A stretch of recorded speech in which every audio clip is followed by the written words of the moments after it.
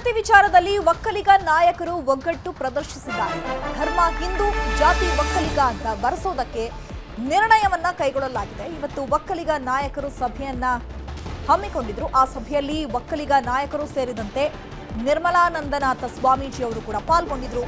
ಒಕ್ಕಲಿಗ ನಾಯಕರ ಸಭೆಯಲ್ಲಿ ಈಗ ಮಹತ್ವದ ನಿರ್ಣಯವನ್ನ ಕೈಗೊಳ್ಳಲಾಗಿದೆ. ವಿಜಯನಗರದಲ್ಲಿ ನಡೆದ ಒಕ್ಕಲಿಗರ ಸಭೆಯಲ್ಲಿ ಹಲವಾರು ವಿಚಾರಗಳನ್ನು ಚರ್ಚೆ ಮಾಡೋ ಮೂಲಕ ಒಂದು ನಿರ್ಣಯಕ್ಕೆ ಬಂದಂತಾಗಿದೆ. ಯಾರು ಗೊಂದಲ ಮಾಡಿಕೊಳ್ಳದಂತೆ ಶ್ರೀಗಳು ಸಲಹೆಯನ್ನ ಕೊಟ್ಟಿದ್ದಾರೆ. ಧರ್ಮದ ಕಲಂನಲ್ಲಿ ಹಿಂದೂ ಅಂತ ಬರೆಸೋದಕ್ಕೆ ಸಲಹೆಯನ್ನ ನೀಡಿದ್ದಾರೆ. ಬಳಿಕ ಉಪಜಾತಿಗಳನ್ನ ಜಾತಿ ಕಲಂನಲ್ಲಿ ಮಾತ್ರ ಬರೆಸಿ ಅಂತ ಹೇಳಿ ಸಲಹೆಯನ್ನ ಕೊಟ್ಟಿದ್ದಾರೆ ನಿರ್ಮಲಾನಂದನಾಥ ಸ್ವಾಮೀಜಿಗಳು. ಈಗ ಈ ಒಂದು ನಿರ್ಣಯಕ್ಕೆ ಡಿಕೆಶಿ, ಎಚ್.ಡಿ. ಕುಮಾರಸ್ವಾಮಿ ಸೇರಿದಂತೆ ಹಲವು ನಾಯಕರು ಒಪ್ಪಿಗೆಯನ್ನು ಸೂಚಿಸಿದ್ದಾರೆ. ನಮ್ದು ದೊಡ್ಡ ಸಮುದಾಯ, ಅದರಲ್ಲಿ ಉಪ ಪಂಗಡಗಳು ಸಹ ಇದೆ. ಸಮೀಕ್ಷೆಗೆ 15 ದಿನಗಳು ಅವಕಾಶ ಕೊಟ್ಟಿದ್ದಾರೆ. ಇನ್ನೂ ಹೆಚ್ಚಿನ ದಿನಗಳನ್ನು ನೀಡಬೇಕು ಅಂತ ಹೇಳಿ ಡಿಸಿಎಂ ಡಿಕೆಶಿಗೆ ಶ್ರೀಗಳು ಆಗ್ರಹಿಸಿದ್ದಾರೆ. ಈ 15 ದಿನಗಳಲ್ಲಿ 9 ದಿನಗಳ ಕಾಲ ಮತ್ತು 10 ದಿನಗಳ ಕಾಲ ನವರಾತ್ರಿಯ ಸಂಭ್ರಮದ ದಿನಗಳಲ್ಲಿ ಎಲ್ಲರೂ ಉಳಿದಿರುವ ಕಾಲಘಟ್ಟದಲ್ಲಿ ಈ ಒಂದು ಸಮೀಕ್ಷೆಯನ್ನು ಮಾಡಲಿಕ್ಕೆ ಹೊರಟ್ರೆ ಯಾವ ಮಟ್ಟಕ್ಕೆ ಇದು ಪೂರ್ಣ ಫಲಿತಾಂಶವನ್ನು ಕೊಡಲಿಕ್ಕೆ ಸಾಧ್ಯ ಅಂತಕ್ಕಂಥದ್ದು ಒಂದು ಭಾವ. ಎರಡನೇದಾಗಿ 15 ದಿನಗಳಲ್ಲಿ 9 ದಿನಗಳ ಕಾಲ ರಜೆ ಇರುತ್ತಿದ್ದ ಕಾರಣಕ್ಕಾಗಿ ಈಗಾಗಲೇ ಸಾಕಷ್ಟು ಜನ ತಾಯಿಯರು, ಅಪ್ಪಂದಿರು, ಮಕ್ಕಳು ಪ್ರವಾಸ ಮಾಡತಕ್ಕಂಥದ್ದು. ಹಾಗಿದ್ರೆ ಸಮೀಕ್ಷೆಗೆ ಅಂತ ಬಂದ ಸಂದರ್ಭದಲ್ಲಿ ಅವರು ಇರಬೇಕು ಅಂತಕ್ಕಂಥದ್ದು ಬಯಕೆ, ಆದರೆ ಅದು ಸ್ಟ್ಯಾಚ್ಯುಟರಿ ಬಾಡಿ, ಅದಕ್ಕೆ ನಾನೇನು ಡೈರೆಕ್ಷನ್ ಕೊಡ್ಲಿಕ್ಕಾಗಲ್ಲ ಅಂತ ಹೇಳ್ತಾರೆ ಮುಖ್ಯಮಂತ್ರಿಗಳು. ನೆನೆ ದಿನ ಏನಾದರೂ ಬದಲಾವಣೆ ತರಲಿಕ್ಕೂ ನಮಗೆ ಪವರ್ ಇಲ್ಲ ಹೇಳಲಿಕ್ಕೆ ಅಂತ ಹೇಳಿ. ಹಾಗಿದ್ದು ಯಾವ ಮಟ್ಟಕ್ಕಾಗಬಹುದು?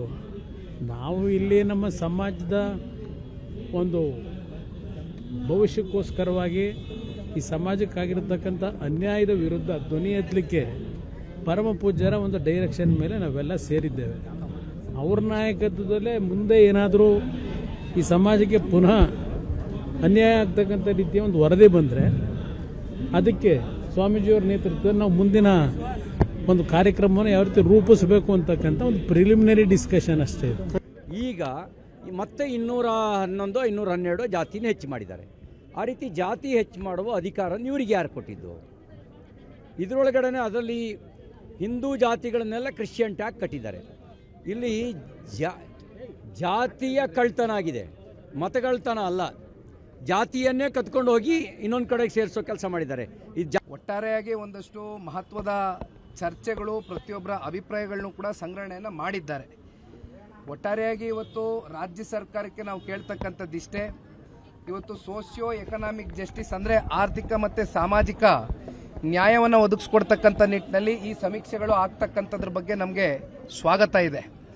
ಆದರೆ ಇದರ ಹಿಂದೆ ದುರುದ್ದೇಶಗಳನ್ನ ಇಟ್ಕೊಂಡು, ರಾಜಕಾರಣದ ಲೆಕ್ಕಾಚಾರಗಳನ್ನ ಇಟ್ಕೊಂಡು ಮತ್ತೊಂದು ಸಮುದಾಯವನ್ನು ಮೇಲೆತ್ತಕ್ಕಂಥದ್ದು, ಇನ್ನೊಂದು ಪ್ರಬಲ ಸಮುದಾಯವನ್ನು ಅದನ್ನು ಬೇರೆ ಬೇರೆ ರೀತಿಯಾದಂಥ ನಂಬರ್ಸ್ನ, ನ್ಯೂಮರಾಲಜಿಕಲ್ ನಂಬರ್ಸ್ನ ನೀವು ಮುಂದಿಟ್ಟು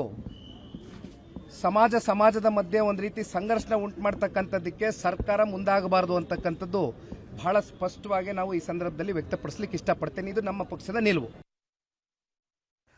ರಾಜ್ಯದಲ್ಲಿ ಜಾತಿ ಜನಗಣತಿ ಗೊಂದಲ ಹಿನ್ನೆಲೆ ಜಾತಿ ಗಣತಿ ವಿಚಾರಕ್ಕೆ ಗವರ್ನರ್ ಮಧ್ಯಪ್ರವೇಶ ಮಾಡಬೇಕು. ಸಿಎಂ ಸಿದ್ದರಾಮಯ್ಯಗೆ ಪತ್ರವನ್ನು ಬರೆದಿದ್ದಾರೆ ಗವರ್ನರ್. ರಾಜ್ಯದಲ್ಲಿ ಜಾತಿ ಗಣತಿ ಗೊಂದಲ ಏನ್ ನಡೀತಾ ಇದೆ, ಆ ಒಂದು ವಿಚಾರಕ್ಕೆ ಸಂಬಂಧಪಟ್ಟಂತೆ ಜಾತಿ ಗಣತಿ ವಿಚಾರಕ್ಕೆ ಗವರ್ನರ್ ಮಧ್ಯಪ್ರವೇಶ ಆಗಿದ್ದಾರೆ. ಸಿಎಂ ಸಿದ್ದರಾಮಯ್ಯಗೆ ಪತ್ರವನ್ನು ಬರೆದಿದ್ದಾರೆ ಗವರ್ನರ್. ಜಾತಿಗಳ ಮುಂದೆ ಕ್ರಿಶ್ಚಿಯನ್ ಸೇರ್ಪಡೆಯಿಂದ ಸಮಸ್ಯೆ ಆಗತ್ತೆ, ಸಾಮಾಜಿಕ ಧಕ್ಕೆ, ದೀರ್ಘಾವಧಿ ಸಮಸ್ಯೆ ಆಗೋ ಸಾಧ್ಯತೆ ಇದೆ. ಸಾಮಾಜಿಕ ಸಮಸ್ಯೆ ಆಗದಂತೆ ಮರುಪರಿಶೀಲಿಸುವಂತೆ ಸಿಎಂ ಸಿದ್ದರಾಮಯ್ಯ ಅವರಿಗೆ ಗವರ್ನರ್ ಪತ್ರವನ್ನು ಬರೆದಿದ್ದಾರೆ. ರಾಜ್ಯದಲ್ಲಿ ಜಾತಿ ಗಣತಿ ಗೊಂದಲ ವಿಚಾರ ಏರ್ಪಟ್ಟಿರೋದ್ರಿಂದ ಜಾತಿ ಗಣತಿ ವಿಚಾರಕ್ಕೆ ಗವರ್ನರ್ ಈಗ ಮಧ್ಯಪ್ರವೇಶ ಮಾಡಿದ್ದಾರೆ. ಯಾಕಂದ್ರೆ ಈಗ ನಿರ್ಮಲಾನಂದನಾಥ ಶ್ರೀಗಳು ಹೇಳ್ತಾ ಇದ್ರು, ಈಗ ಮತಾಂತರ ಆದವರ ಹೆಸರಿನ ಜೊತೆಗೆ ಜಾತಿಯನ್ನ ಕೂಡ ನಮೂದು ಮಾಡಲಾಗ್ತಾ ಇದೆ, ಇದು ಎಷ್ಟು ಮಟ್ಟಿಗೆ ಸರಿ ಅಂತ ಹೇಳಿ ಇದೇ ವಿಚಾರಕ್ಕೆ ಸಂಬಂಧಪಟ್ಟಂತೆ ಗವರ್ನರ್ ರಿಯಾಕ್ಷನ್ ಕೊಟ್ಟಿದ್ದಾರೆ.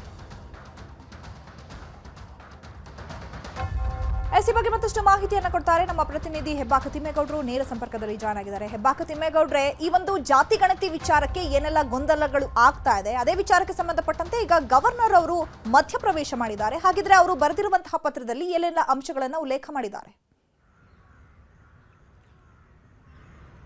ಚೈತ್ರ, ಭಾಳ ಮುಖ್ಯವಾಗಿ ಜಾತಿ ಗಣತಿಯ ಜ್ವಾಲೆ ದಿನೇ ದಿನೇ ಬಿಗುಡಿಸ್ತಾ ಇದೆ. ದಿನೇ ದಿನೇ ದೊಡ್ಡ ಮಟ್ಟದಲ್ಲಿ ಆಂತರಿಕವಾಗಿ ಉರಿಯೋದಕ್ಕೆ ಶುರುವಾಗಿರ್ತಕ್ಕಂಥದ್ದು.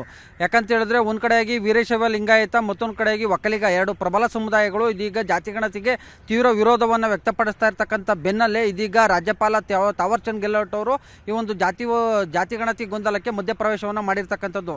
ನೇರವಾಗಿ ಮುಖ್ಯಮಂತ್ರಿ ಸಿದ್ದರಾಮಯ್ಯನವರಿಗೆ ಪತ್ರವನ್ನು ಬರೆದಿರ್ತಕ್ಕಂಥ ತಾವರ್ಚಂದ್ ಗೆಹ್ಲೋಟ್ ಅವರು ಕ್ರಿಶ್ಚಿಯನ್ ಉಪಜಾತಿಗಳ ಹೊಸ ಸೇರ್ಪಡೆಯಿಂದಾಗಿ ಸಾಕಷ್ಟು ಗೊಂದಲ ಉಂಟಾಗ್ತಾ ಇದೆ, ಅಂದರೆ ಸಾಮಾಜಿಕ ಧಕ್ಕೆ, ಮತ್ತೊಂದು ಕಡೆಯಾಗಿ ದೀರ್ಘಕಾಲದ ಸಮಸ್ಯೆ ಉಂಟಾಗುತ್ತೆ, ಇದ್ರ ಬಗ್ಗೆ ನೀವು ಮರುಪರಿಶೀಲನೆಯನ್ನು ಮಾಡಬೇಕಾಗುತ್ತೆ ಎನ್ನುವಂಥ ಒಂದು ನಿಟ್ಟಲ್ಲಿ CM ಸಿದ್ದರಾಮಯ್ಯನವರಿಗೆ ಪತ್ರವನ್ನು ಬರೆಯೋದ್ರ ಮುಖಾಂತರ ಒಂದು ಸೂಚನೆ ಕೂಡ ಕೊಟ್ಟಿರ್ತಕ್ಕಂಥದ್ದು. ಇದೀಗ ನೇರವಾಗಿ ರಾಜ್ಯಪಾಲ ತಾವರ್ಚಂದ್ ಗೆಹ್ಲೋಟ್ ಅವರು ಮಧ್ಯಪ್ರವೇಶ ಮಾಡಿರ್ತಕ್ಕಂಥ ಹಿನ್ನೆಲೆಯಲ್ಲಿ ಮುಖ್ಯಮಂತ್ರಿ ಸಿದ್ದರಾಮಯ್ಯನವರು ಅಂದರೆ ರಾಜ್ಯ ಸರ್ಕಾರ ಯಾವ ರೀತಿಯಾಗಿ ಇದ್ರ ಬಗ್ಗೆ ಕ್ರಮವನ್ನು ಕೈಗೊಳ್ಳುತ್ತೆ ಅನ್ನುವಂಥ ಒಂದು ನಿಟ್ಟಲ್ಲಿ ಒಂದು ಕುತೂಹಲ ಮೂಡಿರ್ತಕ್ಕಂಥದ್ದು.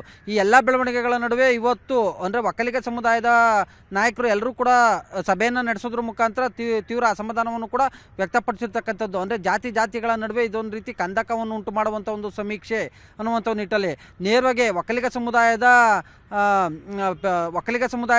ಮಠಾಧೀಶರಾದಂಥ ಅಂದರೆ ಆದಿಚುಂಚನಗಿರಿ ಮಹಾಸಂಸ್ಥಾನದ ಮಠಾಧೀಶರಾದಂಥ ಡಾಕ್ಟರ್ ನಿರ್ಮಲಾನಂದನಾಥ ಸ್ವಾಮೀಜಿಯವರ ನೇತೃತ್ವದಲ್ಲಿ ನಡೆದಂಥ ಈ ಒಂದು ಸಭೆಯಲ್ಲಿ ಉಪಮುಖ್ಯಮಂತ್ರಿ DK ಶಿವಕುಮಾರ್, ಕೇಂದ್ರ ಸಚಿವ HD ಕುಮಾರಸ್ವಾಮಿ, ಮತ್ತೊಂದು ಕಡೆಗೆ ಪ್ರತಿಪಕ್ಷ ನಾಯಕ ಆರ್ ಅಶೋಕ್ ಸೇರಿದಂತೆ ಉಭಯ ಪಕ್ಷಗಳ ಎಲ್ಲ ಅಂದರೆ 3 ಪಕ್ಷಗಳ ಎಲ್ಲ ನಾಯಕರುಗಳು ಕೂಡ ಭಾಗವಹಿಸಿದರು. ಅಂದರೆ ಈ ಒಂದು ಸಭೆಯಲ್ಲಿ ಎಸ್ಪೆಷಲಿ ಏನು ಈ ಒಂದು ಜಾತಿ ಗಣತಿಯಿಂದಾಗಿ ನಮ್ಮ ಸಮುದಾಯದ ಜನಸಂಖ್ಯೆಯನ್ನು ಕಡಿಮೆ ಮಾಡುವಂಥ ಒಂದು ಸಾಧ್ಯತೆ ಇದ್ದಾವೆ. ಮತ್ತೊಂದು ಕಡೆಯಾಗಿ ಏನಾದರೂ ಈ ಒಂದು ಸಮೀಕ್ಷೆಯಲ್ಲಿ ಒಕ್ಕಲಿಗ ಸಮುದಾಯದ ಜನಸಂಖ್ಯೆ ಕಡಿಮೆ ಆಗಿದ್ರೆ ಮುಂದಿನ ಹೋರಾಟದ ರೂಪುರೇಷೆಗಳು ಹೇಗಿರಬೇಕು ಅನ್ನುವಂಥ ನಿಟ್ಟಲ್ಲಿ ಮತ್ತೊಂದು ಕಡೆಯಾಗಿ DK ಶಿವಕುಮಾರ್ ಮೇಲೂ ಕೂಡ ಈ ಒಂದು ಜಾತಿ ಗಣತಿಯನ್ನು ಹೇಗಾದರೂ ಮಾಡಿ ತಡೆಯೊಡ್ಡಿ ಸಮೀಕ್ಷೆಯನ್ನು ಮುಂದೂಡಿ ಅನ್ನುವಂಥ ಒಂದು ನಿಟ್ಟಲ್ಲಿ ಒತ್ತಡವನ್ನು ಕೂಡ ಏರಿರ್ತಕ್ಕಂಥದ್ದು. ಇದೀಗ ಒಕ್ಕಲಿಗ ನಾಯಕರು ಮತ್ತು ಮಠಾಧೀಶರ ಸಭೆಯ ನಡುವೆ ಇಂದು ರಾತ್ರಿ 8:30ಕ್ಕೆ ದೆಹಲಿಗೆ DK ಶಿವಕುಮಾರ್ ದೌಡಾಯಿಸ್ತಾ ಇರೋದು ಕೂಡ ರಾಜ್ಯ ರಾಜಕಾರಣದಲ್ಲಿ ಸಾಕಷ್ಟು ಸಂಚಲನ ಮೂಡಿಸಿದೆ. Chaitra. Okay, thank you Hebbaka ತಿಮ್ಮೇಗೌಡ್ರೆ ತಮ್ಮೆಲ್ಲ ಡೀಟೇಲ್ಸ್ಗೆ.